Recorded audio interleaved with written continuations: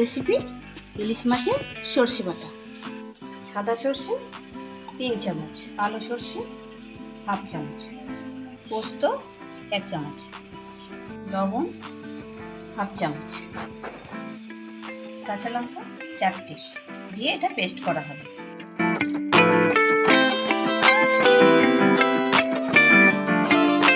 সর্ষে পোস্তটা পেস্ট হয়ে গেছে। হাফ চামচ হলুদ গুঁড়ো, 1 চামচের মতো লাল লঙ্কার গুঁড়ো।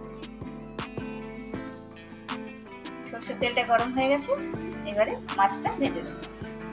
2টো শুকনো লঙ্কা একটু চিড়ে দিয়ে দিলাম, কালো জিরে,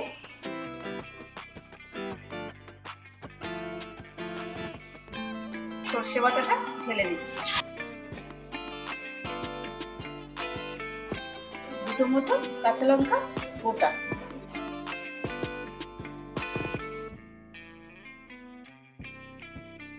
এর মধ্যে কিছুটা সর্ষের তেল কাঁচা ঢেলে দিলাম।